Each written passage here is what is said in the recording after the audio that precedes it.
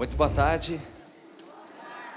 Que bom ter vocês aqui, que bom também você que nos acompanha pelo sistema Canção Nova de comunicação. Quero começar agradecendo pela oração que você fez por mim para esse momento, agradecendo a Lúcia, todo o Ministério de Música também. Deus abençoe. Meu nome é Sandro Arquejada, como a Ana Lúcia disse. Eu hoje estou na apresentação do Santo Terço, toda terça e quinta, né? A terça-feira a gente leva aí à frente o movimento do Terço dos Homens.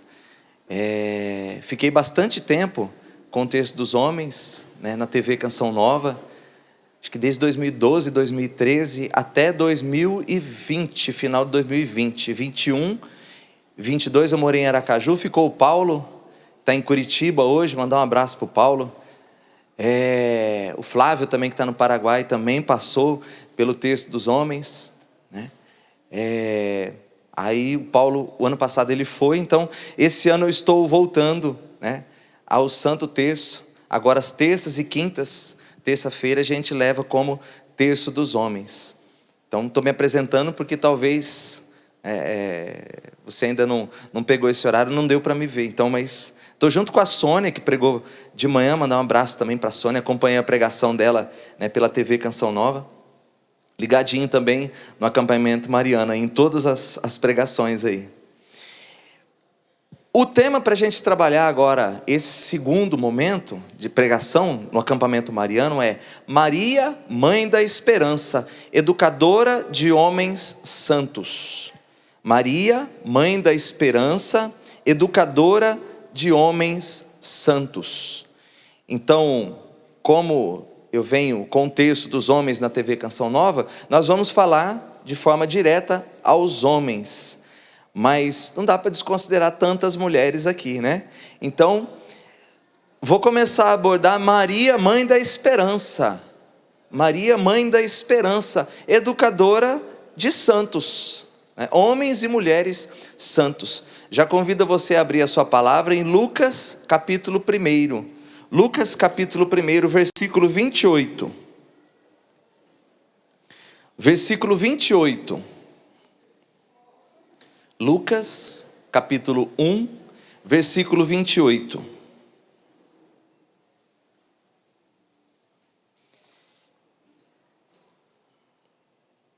O anjo entrou onde ela estava, onde Maria estava, e disse: Alegra-te, cheia de graça. O Senhor está contigo. Agora vai comigo lá para o versículo 42. Alegra-te, cheia de graça, o Senhor está contigo. Vai lá para o versículo 42. Ela já está lá com Isabel, sua prima. E ela entra na casa de Isabel, de Zacarias. Então Isabel vai dizer à sua prima Maria, né? Com voz forte ela exclamou: Bendita és tu entre as mulheres, e bendito é o fruto do teu ventre. Agora vamos voltar lá para o versículo 31. O anjo novamente lá, na anunciação, falando a Nossa Senhora. Conceberás e darás à luz um filho, e lhe porá o nome de Jesus. Palavra da salvação. Você percebeu que a gente rezou a Ave Maria? A primeira parte da Ave Maria? E era exatamente a minha intenção nesse começo da pregação. Trazer a oração da Ave Maria, a primeira parte. Por quê? Porque ela vem da Sagrada Escritura. E ela tem um poder muito grande. Se a gente for meditar tudo aquilo que está contido nessas palavras, né? O anjo foi até Nossa Senhora e disse: Ave, alegra-te, cheia de graça. Por quê? Porque o Senhor está contigo. Mas o Senhor está comigo e com você também. Mas não da forma como estava com ela. Por quê? Alegra-te, cheia de graça. Vai dizer o Papa João Paulo II que no coração de Deus o nome de Maria é cheia de graça. Todas as graças de Deus, todas as virtudes de santidade, tudo isso tinha de forma plena, perfeita, excelente em Maria. Um ser humano perfeito. Bendita és tu entre as mulheres. Bendito ser humano que é Nossa Senhora. Bendito ser humano. Por que eu digo bendito ser humano? Não somente entre as mulheres, porque claramente está se referindo aqui ao dom da maternidade. Então, bendita entre as mulheres, mas nós entendemos, no decorrer de toda a sua vida, nessa terra e também no céu, ela foi coroada pelos anjos e pelos santos. Bendita entre todas as criaturas de Deus, celestiais, espirituais, mas também terrenas. É a mais bendita, é a que Deus mais se agradou. E aí o versículo 31 vai nos dizer qual é o fruto do seu ventre. Quem que é o fruto do ventre de Maria? Tem dúvidas? Ah, mas Maria teve outros filhos. A própria Sagrada Escritura mostra que não. Daria uma outra pregação para a gente entrar nisso. Mas pode pesquisar, pode ir atrás disso. Você vai ver que o fruto do ventre de Nossa Senhora é Jesus. Rezamos a primeira parte da Ave Maria. E a segunda, Sandro? É esse o tema da nossa pregação. É isso que eu quero discorrer agora nessa pregação. A segunda parte da Ave Maria. Porque coube ao magistério da igreja. É interessante como Deus faz as coisas. Deus cria tudo, mas Ele convida o ser humano a participar da sua obra. Deus não quer fazer nada sozinho. Embora pudesse, Deus não quer fazer nada sozinho. Então surgiu nos primeiros anos do cristianismo, nos primeiros anos da igreja, uma heresia em que alguns propagavam que Jesus as duas naturezas eram distintas. Então o que Jesus viveu na cruz era como se fosse um teatro, né? Aquele sofrimento, a sua morte, então tudo aquilo era como um teatro. Por quê? Porque Deus não pode sofrer aquilo. Mais ou menos isso. Então, como se houvesse o Jesus que viveu tudo aquilo aqui, nessa terra, como que um teatro para nós, mas também tivesse a sua natureza. Ele não sofreu, ele sofreu aparentemente, mas como se não tivesse sentido as suas dores. Então, os bispos do mundo inteiro, né, se reúnem e fazem um concílio de Éfeso, no ano 431 da era cristã. E lá eles declaram: Jesus é uma pessoa só, de duas naturezas. Jesus é homem e Jesus é Deus, o Deus que se encarnou. Então tudo que ele sofreu, ele sentiu todas aquelas dores, e ele passou pela morte, e ele venceu a morte. E porque ligado a esse mistério da redenção do Cristo, então também os primeiros cristãos, desde o primeiro século, já chamavam Nossa Senhora de Theotokos, Maria, Mãe de Deus. Ora, se começaram a duvidar que Jesus era Deus, né? O homem que os apóstolos ali conviveram, se era um teatro simplesmente, se era como se fosse um boneco, então Maria não é mãe de Deus? Onde já se viu? Até hoje parece que questionam, né? Maria, mãe de Deus, onde já se viu? Mas porque chegaram a essa conclusão? Bacana. O que é um concílio da igreja? Não é uma reunião para eles discutirem um assunto. Não, um concílio é uma liturgia. Assim como a missa, né, tem o seu rito próprio. A missa é uma liturgia. O que é a missa? É o Calvário, é a atualização do Calvário. Nós vamos lá no Calvário novamente, porque para Deus não existe o limite do tempo. Atualiza-se aquilo que aconteceu no Calvário, o sacrifício do Cristo. Então o concílio também é uma liturgia, onde o Espírito Santo está presente e é o Espírito Santo quem decide. Então nesse concílio foi proclamado: Jesus é uma pessoa só. Ele é homem e é Deus. O homem veio revelar a segunda pessoa da Santíssima Trindade, que existe desde sempre. E por conta disso, ligado a isso, então Maria é mãe de Deus, porque esse homem não se divide. Duas naturezas, mas num homem só. Embora ela tenha dado luz ao homem carnal Jesus Cristo, ela é a mãe de Deus, porque Jesus Cristo não consegue se dividir da essência divina que ele tem. Deu para entender? A resposta desse concílio foi: Santa Maria, Mãe de Deus, rogai por nós pecadores, agora e na hora da nossa morte. Amém. Quem acredita que Maria é Mãe de Deus? Levanta a mão. Eu também acredito, e é isso mesmo. Maria é Mãe de Deus, Santa Mãe de Deus. Mas o que pede a igreja aqui então? Rogai por nós pecadores. Quem é pecador, levanta a mão. Ixi, eu tenho que levantar as duas mãos, que os dois pés aqui também. Agora e na hora da nossa morte. Amém. O Espírito Santo colocou uma sabedoria na igreja, né? Para que nós rezássemos pelo agora.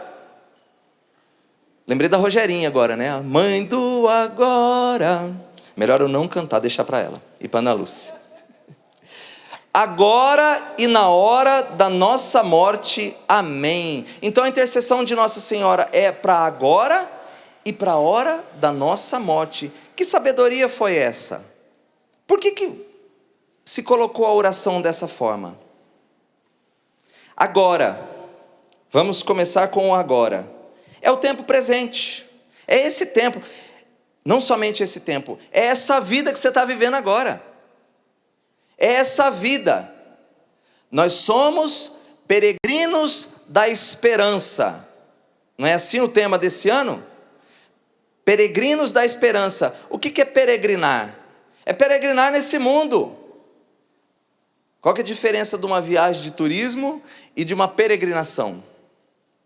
A peregrinação você vai para rezar. A peregrinação, ela lembra essa caminhada terrena do povo de Deus, que vai, aquela caminhada do deserto até a terra prometida, a sua vida, a sua caminhada terrestre, até chegar no ponto da nossa maior esperança. Nossa maior esperança é o céu. Peregrinos da esperança. Esse tempo, essa vida que nós vivemos agora é a prova. É o agora. E ele funciona como uma prova. Prova do quê? Esse livro aqui do Padre José Antônio Forteia vai explicitar para a gente o seguinte: uma alma pode desenvolver a sua fé, a sua generosidade para com Deus, somente enquanto ainda não o vê. Nós só podemos desenvolver a nossa fé, a nossa generosidade, o nosso relacionamento e intimidade para com Deus, somente enquanto a gente ainda não o vê. Esse amor generoso na fé, essa confiança em Deus, mesmo na obscuridade, porque nós não vemos Deus, só é possível antes da visão. É como vai dizer São Paulo: por ora temos a fé, a esperança e a caridade. Porque quando Jesus voltar na sua glória, a fé e a esperança acabarão, só vai sobrar a caridade, que é o amor. Por quê? Porque nós vamos ver Jesus, nós vamos ver o objeto da nossa fé. Não precisa mais ter esperança, porque já vai estar acontecendo, só vai sobrar o amor. Por isso, a prova é um dom de Deus. Essa vida que você está levando é um dom de Deus, e ela é uma prova. É o tempo de você viver a fé, a generosidade, a caridade. O tempo de prova dá a possibilidade daqueles que nasceram se desenvolverem em virtudes teologais. Deus cria o cosmos como quer, como deseja, segundo a sua vontade, sem nenhuma dificuldade, sem nenhum limite. Porém, o santo não se cria, faz-se a si mesmo com a ação da graça.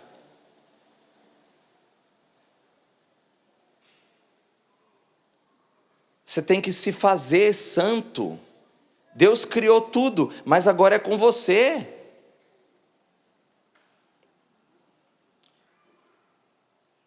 O único modo de se obter esse amor na fé, esse amor que confia, esse amor desinteressado, mesmo na obscuridade própria daquele que não vê, era propor uma prova. Então Deus se esconde da gente. Deus, nesse universo, nesse cosmos que Ele fez, nesse mundo que nós vivemos, a dor existe por conta do nosso pecado, por conta das consequências do nosso pecado. A morte existe por causa do nosso pecado, e Deus muitas vezes não se manifesta. Por quê? Porque é o tempo da prova dos homens. É o tempo da nossa prova. Se Ele aparecesse, não teria prova, não teria a oportunidade da gente correr atrás, da gente se esforçar por essa santidade. O amor a Deus não se cria, é uma doação por parte da criatura. É a sua doação. Então essa vida é um dom, é a hora da prova. Vamos entender agora, Maria, mãe da esperança, ano da esperança, vamos entender qual que é a nossa esperança. 1817 do Catecismo da Igreja Católica, falando sobre as virtudes teologais. Aí vai lá na esperança. A esperança é a virtude teologal pela qual desejamos, como nossa felicidade, o reino dos céus e a vida eterna. Essa tem que ser a nossa esperança maior na nossa vida. No número 2090, o parágrafo 2090, a esperança é o aguardar confiante da bênção divina e da visão beatífica de Deus. Da visão beatífica de Deus. Nós só podemos desenvolver a nossa fé, o nosso amor, enquanto a gente não vê Deus. Mas a nossa esperança é ver Deus um dia, é chegar no céu.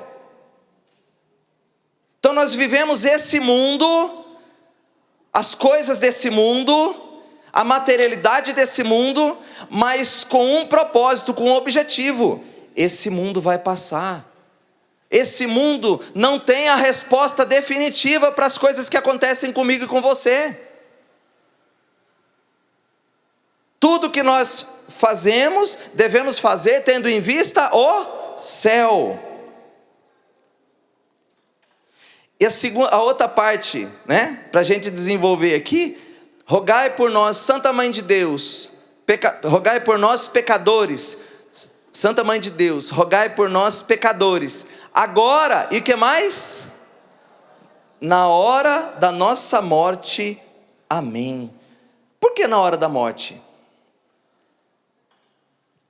A igreja fala que na hora da morte, que aí acabou a prova, é a hora que você vai para ter a visão beatífica, Mas nessa hora, a gente passa pelo julgamento.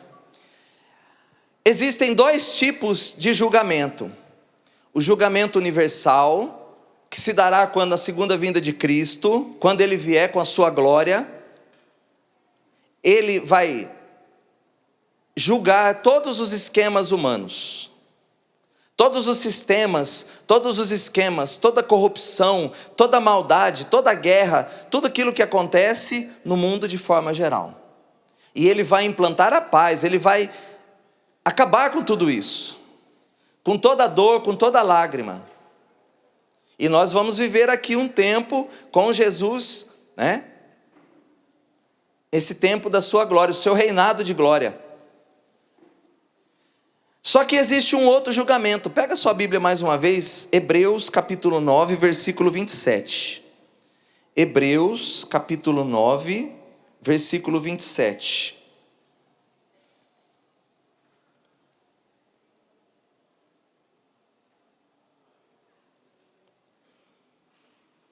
Hebreus capítulo 9, versículo 27. Ele vai definir para nós o outro tipo de julgamento. É o julgamento individual.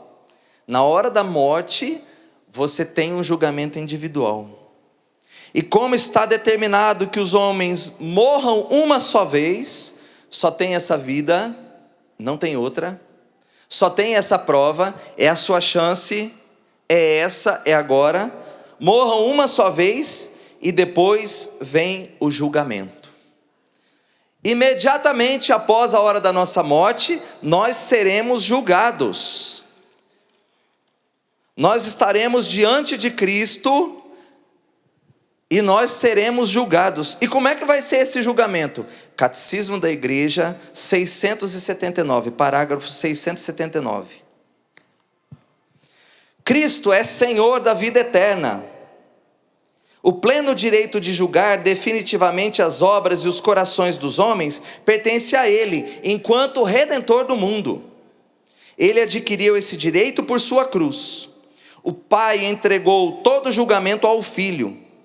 Ora, o Filho não veio para julgar, mas para salvar, e para dar a vida que está nele. É pela recusa da graça, que nesta vida, que cada um já se julga a si mesmo. Cada um já se julga a si mesmo e recebe de acordo com as suas obras. O que o catecismo está falando para a gente aqui? Nessa hora, você vai se encontrar com Jesus. Jesus homem, ele vai aparecer como juiz. E Jesus, a essência dele, Jesus é a verdade, Jesus é a justiça perfeita. E você vai receber uma iluminação na sua consciência das consequências de tudo aquilo que você fez nessa vida. Na prova, na hora da prova. Você vai saber das consequências de todas as suas escolhas, até das mínimas. E diante da verdade, não tem mais, não tem justificativa. Ou é bom, ou é ruim. Não dá para ficar em cima do muro. Ou serviu para a sua salvação, ou para a perdição.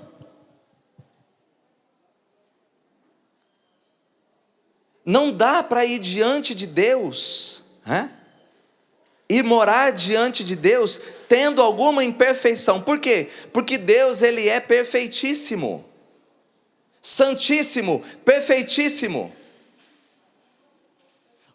Alguns profetas no Antigo Testamento, quando tinham uma visão de Deus ou de um anjo, se ajoelhavam, e se não fosse uma graça, a Sagrada Escritura traz isso, se não fosse uma graça que eles recebiam, eles desfaleceriam. Por quê? Tamanha a santidade, a glória de Deus, alguma coisa tão enorme, tão grande, que a gente não tem noção. E a nossa condição de pecador, os nossos pecados, por mais santo que você seja, ia fulminar você, fulminaria a pessoa. Então, diante da verdade, diante da justiça, não tem justificativa.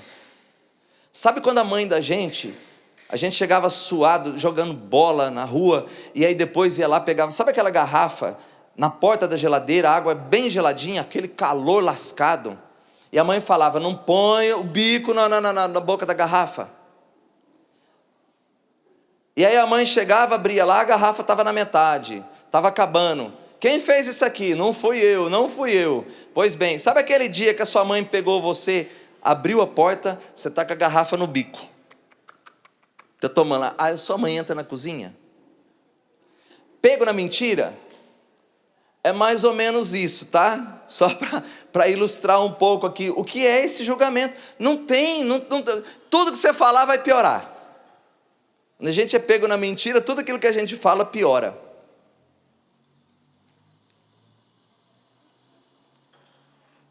Vai em Romanos capítulo 2, versículo 15 e 16. Romanos 2.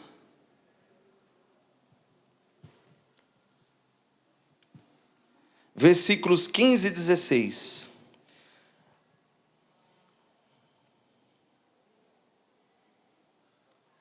Aliás, vamos no 14.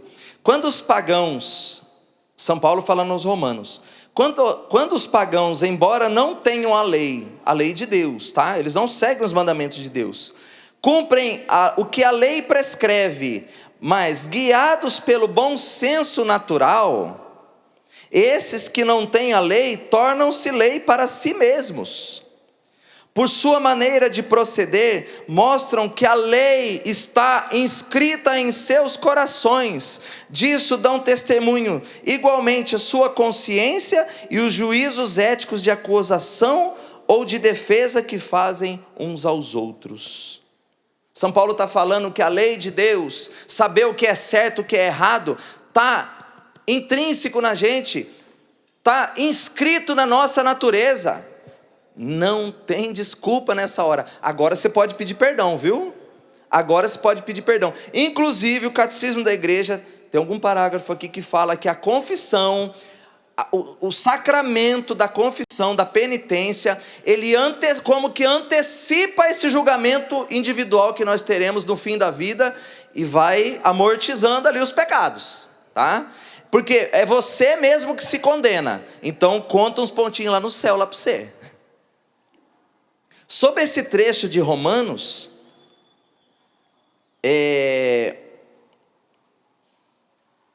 São Tomás de Aquino, num livro chamado Sermão sobre o Credo, ele vai falar que no julgamento final tem umas testemunhas infalíveis, que é a própria consciência dos homens, a sua própria consciência. Então, diante da verdade, a nossa consciência se ilumina, nós teremos consciência de tudo aquilo que a gente fez, da consequência, e é você mesmo que se julga. É você mesmo que se julga. Nesse livro, Sermão sobre o Credo, ainda São Tomás vai dizer que até as nossas intenções nessa hora serão julgadas. Eu fiz o bem, mas olha, com qual intenção? Até as nossas intenções elas serão julgadas. As nossas conversas frívolas serão julgadas. O que você anda conversando? Gente, nós aprendemos como o Senhor Jonas, nosso pai fundador, falar bem de todos, pensar bem de todos, querer bem a todos. A fofoca é um mal terrível. Se assim é com esses pecados, vamos dizer, veniais, meu Deus do céu, né? E como que nós vamos ser julgados? Ainda São Tomás de Aquino, a Suma Teológica, primeiro volume. Dos que veem a essência de Deus, uns a veem mais perfeitamente que outros, o que não se dá, porque haja em uns semelhança de Deus mais perfeita que em outros. Não tem ninguém mais perfeito aos olhos de Deus. Deus não criou um mais perfeito que o outro, um mais predestinado ao céu do que outro. Pois essa visão não se há de realizar por nenhuma semelhança, como demonstramos anteriormente aqui no livro, mas sim porque o intelecto de uns terá maior virtude ou faculdade para ver a Deus que outros. Não é o intelecto, o seu grau de inteligência não, tá? Vamos prestar atenção aqui, vocês vão entender. Ora, a faculdade de ver a Deus não é própria ao intelecto criado. Não é essa inteligência da sua natureza aí, pela sua natureza mesma, mas pelo lume da glória, que o constitui numa como deiformidade, ou seja, dei de Deus, formidade, forma de Deus, formato de Deus, a gente ir se conformando a Ele, né? Tomando a forma de Deus, conforme resulta do que já foi visto, por onde o intelecto que mais participar do lume da glória, mais perfeitamente verá a Deus. Ora, desse lume mais participa quem mais caridade tem, porque onde há maior caridade, há mais desejo, e este torna, de certo modo, quem deseja, apto e preparado para receber o desejado. Logo, quem mais caridade tiver, mais perfeitamente verá a Deus e mais feliz será. São Tomás de Aquino, na Suma Teológica, primeiro volume. Nós seremos julgados segundo o amor. Nós seremos julgados segundo aquilo que nós amamos nesse mundo, agora. Que lindo, gente. Só para exemplificar melhor, para a gente entender, São João Maria Vianney, o padroeiro dos sacerdotes. Tornou-se padroeiro porque não é aquele que, né, vamos dizer, o dia do padre é o dia de São João Maria Vianney. Esse homem representa todos os sacerdotes. E ele, mas ele diz de si mesmo ainda em vida que ele era um homem inculto. Inclusive ele teve muita dificuldade de concluir o curso de teologia para poder ser ordenado padre. E aí ele foi, por dó, o bispo ordenou ele e colocou numa cidadezinha pequenininha, bem afastada, que ninguém dava importância. Uma cidade de camponeses. Falou, lá ele não vai ter trabalho. Mas esse homem fez com amor aquilo que ele se propôs. Esse homem fez com amor aquilo que era a sua atividade, o seu sacerdócio. E se colocava a confissão. E como que ele foi conhecido, reconhecido por um povo. Vinha gente de fora, vinha peregrinações de fora para se confessar com aquele homem. Por quê? Porque ele fez com amor. Tornou-se santo. Se tinha dificuldade para passar no seminário, ele tornou-se o padroeiro de todos os sacerdotes. Não depende da sua natureza, não depende dos dons que você tem, não depende se recebeu 1 talento, 5 talentos, 10 talentos. O que importa é o quanto você ama nessa vida. O que você tem feito da sua vida? Onde você está investindo a sua vida? Nós temos muitas preocupações nessa vida. Preocupações de âmbito financeiro, de âmbito profissional, de âmbito familiar, de âmbito afetivo. Será que eu tenho olhado essas dimensões da minha vida como uma oportunidade de eu amar? Por que você faz um curso? Por que você trabalha? Para receber o salário? Para ter um benefício? Ou porque você tem a oportunidade de levantar cedo e ir lá servir aquelas pessoas com o dom que Deus te deu? Coloca um significado maior em tudo aquilo que você faz. Coloque um significado maior. Veja nisso, em cada coisa, a oportunidade de você amar. Como dizia Santa Teresinha, por que eu lavo um prato? Para ele ficar limpo ou porque eu quero amar quem vai comer nele? Às vezes a gente acha que é um desaforo, né, fazer certas coisas. Meu Deus do céu, acabei de limpar isso aqui, a pessoa está passando aqui. Não é que você vai desordenar tudo na sua casa. Claro que tem que conscientizar, tem que dar educação. Mas ama a pessoa com aquilo que você pode fazer. Tanta gente preocupada com sucesso, com dinheiro, com tanta coisa. O dia que você se encontrar com Jesus Cristo, nada disso vai valer. Nada disso vai valer. O que você tem feito da sua vida? Aonde eu tenho investido a minha vida? Aonde está a preocupação da minha vida? Com a vida eterna? Quanto eu tenho amado? Ou quanto eu tenho discutido? Quanto eu tenho querido, quisto, né? Fazer prevalecer a minha vez, o meu eu, a minha vontade, nas mínimas coisas. Hoje de manhã eu vim de carona com os meus vizinhos. E você vê a pessoa, quando está imbuída disso aqui, quando se preocupa com isso aqui que nós estamos dizendo. Teve uma pessoa no trânsito que foi lá e não tomou a frente, mas os dois pararam assim, e ele já sinalizou, você vê que é automático na pessoa, vai se tornando, amar vai ficando automático na gente. Já para outra pessoa, vai, pode ir na frente. Quantas vidas são ceifadas por causa de briga de trânsito? Uma oportunidade que você tem de amar, nem conhece a pessoa, vai embora, vai com Deus. Entrou na minha frente, sei lá, vai com Deus. Mas não, a gente briga pela nossa vez. A gente briga para fazer prevalecer o meu direito, a minha vez. O que eu quero, a minha vontade. A gente vai perdendo a oportunidade de amar as mínimas coisas. Aonde eu estou investindo a minha vida? Quanto eu tenho amado? E agora voltando para Nossa Senhora, a mãe educadora, Ela é educadora. Vira para a pessoa que está do seu lado e fala: Nossa Senhora quer te ensinar a amar. Uma boa dose, calcada, socada de amor nesse coração peludo.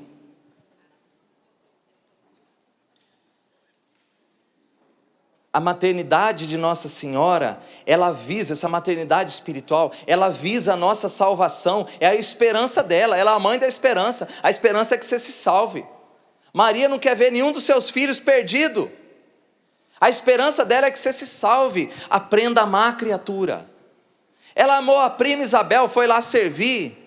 Ela amou aqueles noivos quando falou: Jesus, adianta a sua hora, porque acabou esse vinho. Ela amou Jesus, ela amou os discípulos, Maria Madalena, as mulheres todas ali aos pés da cruz. Amou o discípulo amado por Jesus.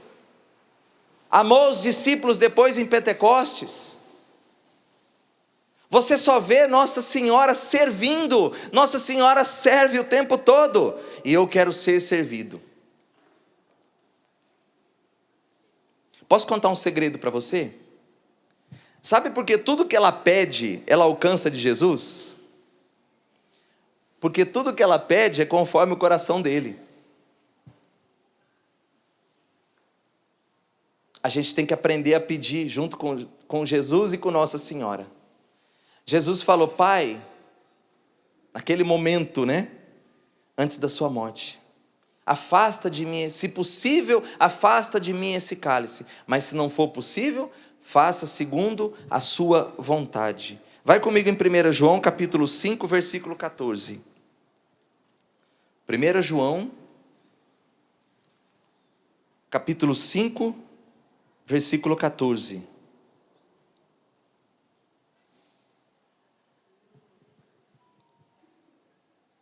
Esta é a confiança que temos em Deus. Se lhe pedimos alguma coisa de acordo com a sua vontade, Ele nos ouve. Se pedimos alguma coisa conforme a sua vontade, Ele nos ouve. Você tem seus planos, você tem seus sonhos, suas realizações. Pede a Nossa Senhora. A onipotência suplicante de Nossa Senhora foi capaz de antecipar o tempo do Cristo. Mas ela pediu segundo o coração dele. Era vontade dele se entregar por mim e por você. Nossa Senhora sabia que iniciando os sinais de Jesus, iria culminar com a sua morte. Ela foi contra o instinto materno dela para pedir algo que era da vontade do Pai.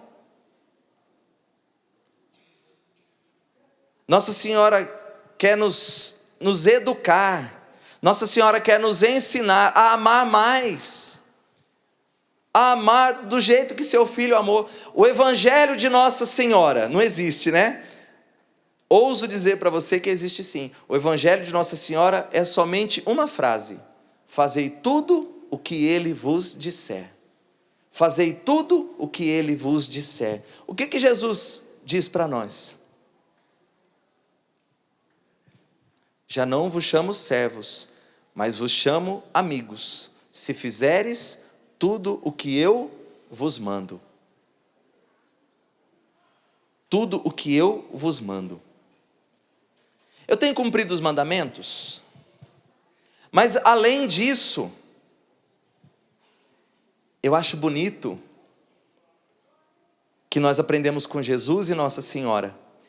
Jesus, nos evangelhos estão escrito que ninguém me tira a vida, ele dizendo: ninguém me tira a vida, eu a dou por livre vontade. Não é a vida que exige que você lave a louça, que você trabalhe, que você faça isso. É claro, o nosso sustento sai muitas vezes disso. É claro que nós temos que ter um ordenamento na nossa casa, com as nossas coisas, com a nossa vida. Nós temos que ter um projeto de vida. Mas quando a vida exige alguma coisa, que cena linda, minha gente. No filme do Mel Gibson, quando Jesus cai, uma das quedas dele, a cruz está assim à frente e os soldados vão lá, levanta, levanta, levanta. Antes de Jesus levantar, a gente vê e a gente percebe o olhar dos soldados, eles se arrastando para a cruz. Não foi imposta a cruz, foi ele quem quis a cruz, ele abraçou a cruz. Que bonito quando eu e você deixamos de fazer prevalecer o eu e a gente vai em direção daquilo que é a humilhação. Se eu não me engano foi Santa Teresinha, que estava na escala lá da faxina e varreu lá o corredor, a cozinha, eu não me lembro agora, da congregação. Aí uma irmã que não gostava dela foi lá e jogou um graveto. Eu vou perder meu céu por causa de um graveto? Foi lá, pegou o graveto, jogou no chão. Eu e você já ia falar com a superiora, olha aqui que desaforo, olha o que fez aqui. Eu vou perder meu céu por causa de um graveto? Muitos de nós estamos perdendo o nosso céu, estamos deixando de adquirir o lume da graça, né? Do amor por causa de um graveto. Qual que é o graveto na sua vida? Maria quer nos ensinar a amar. Maria quer que a gente coloque espiritualidade nos nossos atos. A espiritualidade quer dizer que eu vou rezar, vou lavar louça agora. Se quiser fazer isso, ótimo, né? Eu vou estar cantando em línguas, eu levanto, por causa da rotina de casa, eu levanto 4h30, 4h40, e aí eu vou fazer o lanche, em casa tem um combinado. Temos 2 meninas, então minha esposa, para fazer cabelo de menina, é melhor a esposa fazer, né? Trocar, pentear, aquela coisa, então vai arrumar as meninas. E eu vou fazer o café da manhã e a lancheira delas para ela ir para a escola. Eu já coloco no rosário do Frei Gilson, já coloco no rosário das irmãs da Reset. Enquanto eu vou fazendo as coisas, já vou rezando. Mas adianta eu rezar, se um dia o povo acorda atrasado, aí eu, pelo amor de Deus, não sei o quê, já vou ficando bravo, e já vou mostrando a minha indignação. Calma, tolera, claro, volto a dizer, não é que você não vai colocar ordem, mas tem um jeito certo de falar, um jeito mais acertado, até nas nossas cruzes, até nos nossos gravetos do dia a dia. Tem um jeito de amar, tem um jeito de conduzir. Isso é espiritualizar as coisas. Isso é espiritualizar as coisas. Não é ver anjo passando em tudo quanto é lugar. Não, não é isso. Não, mas ame em cada pequeno gesto. Ame em cada pequeno gesto. Desculpa, né? Mas às vezes tem um acampamento, às vezes acampamento muito grande aqui, aí faz fila na lanchonete. O povo ouve uma pregação maravilhosa. Nossa, que lindo! Olha, me levou ao 3º céu. Aí chega lá, está brigando por causa da fila da lanchonete.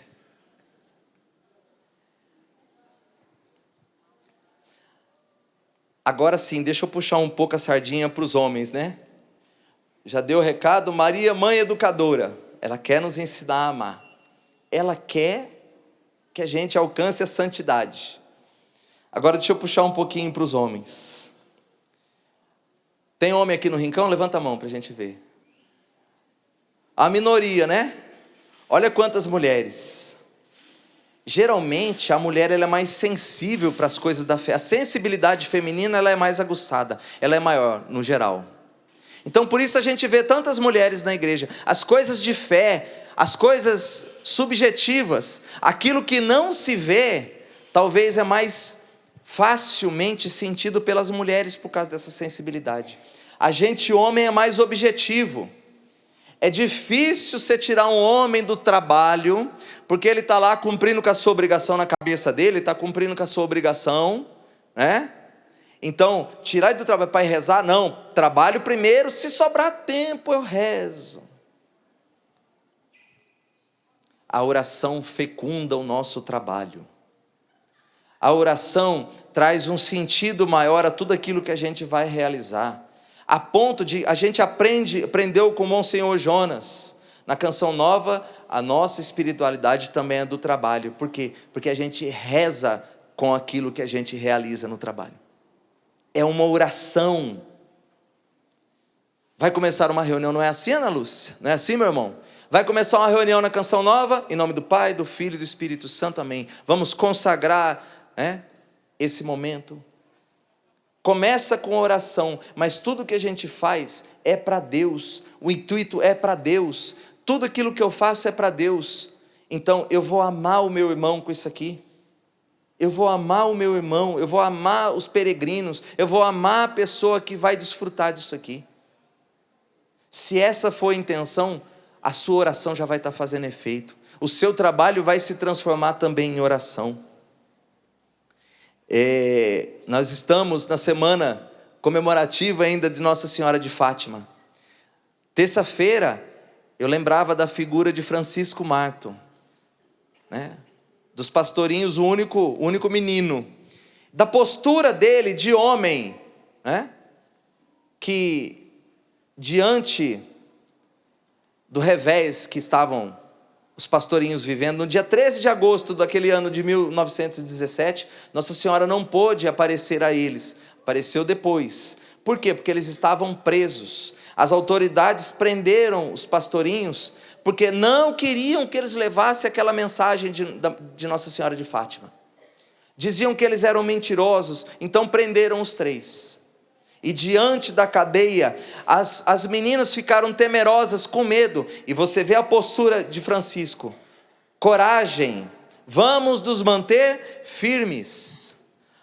Homem que reza, naturalmente, quando a sua família, quando aqueles que você ama, você pode ser o filho também, muitas vezes a gente vê o filho levando os pais para a igreja, para Deus. Mas quando você naturalmente se coloca à frente e simplesmente a palavra masculina, ela tem força, uma força espiritual. Quando você diz: estamos juntos, eu não sei qual que é a solução ainda, eu não posso fazer nada, mas eu estou junto com você, vamos até o fim. Você dá uma força maior para sua esposa, você dá uma força maior para as mulheres. Verdade ou não é, mulheres? Vocês que já ouviram isso. Estou junto com você aqui. Não dá um ânimo maior? Sim ou não? Por quê? Porque você é homem. Autoridade espiritual está lá em Efésios 5, não é invenção da minha cabeça, não. O primeiro dentro de uma casa a rezar teria que ser o homem. Nós aprendemos a rezar muitas vezes o rosário com a nossa mãe. Tudo bem, a mãe é educadora, mas a autoridade espiritual de um lar, de uma família, é atribuição do homem, é atribuição do pai. Vamos para a missa, vamos rezar. A mãe fica o dia inteiro, geralmente, a maior parte do dia a mãe fica com os filhos, mas é uma atribuição sua, homem. Incentive, como Francisco Marto fez aqui. Mas preciso dizer também que Francisco Marto, uma das irmãs perguntou para Nossa Senhora: eu vou para o céu? Vai, você vai para o céu.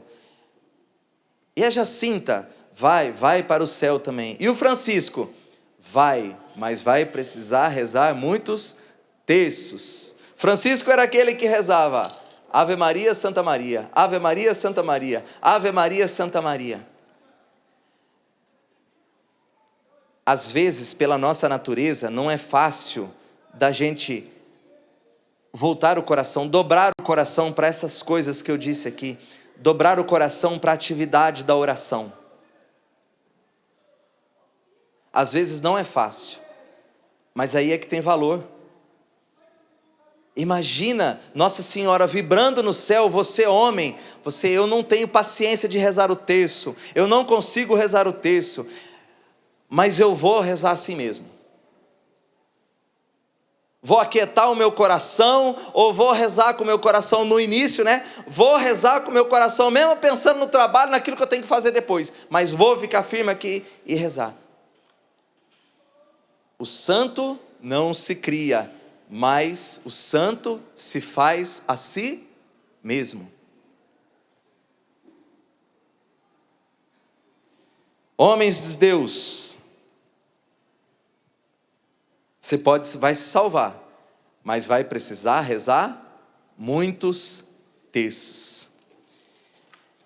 Que Nossa Senhora nos acompanhe, nos dê a bênção dela, nos proteja com o manto sagrado, não somente nesse acampamento, esses dias que você terá com Maria, mas que Nossa Senhora acompanhe você como mãe educadora, aquela que te ensina, acima de tudo, a amar que é a essência da santidade. Convido você a ficar em pé um minutinho. Entregarmos tudo isso no coração da mãe. Ave Maria, cheia de graça, o Senhor é convosco. Bendita sois vós entre as mulheres, e bendito é o fruto do vosso ventre, Jesus. Santa Maria, Mãe de Deus, rogai por nós, pecadores, agora e na hora da nossa morte. Amém. Em nome do Pai, do Filho e do Espírito Santo. Amém. Eu era pequeno, nem me lembro. Só lembro que à noite, aos pés da cama, juntava as mãozinhas e rezava apressado. Juntava as mãozinhas e rezava apressado. Mas rezava como alguém que ama. Como alguém que ama. Nas Ave Marias que eu rezava, nas Ave Marias que eu rezava, eu sempre engolia umas palavras. Eu sempre engolia umas palavras. Muito cansado, acabava dormindo. E muito cansado, acabava dormindo. Mas dormia como quem amava. Mas dormia como quem amava. Vamos lá em cima, Ave Maria. Ave Maria, Mãe de Jesus, o tempo passa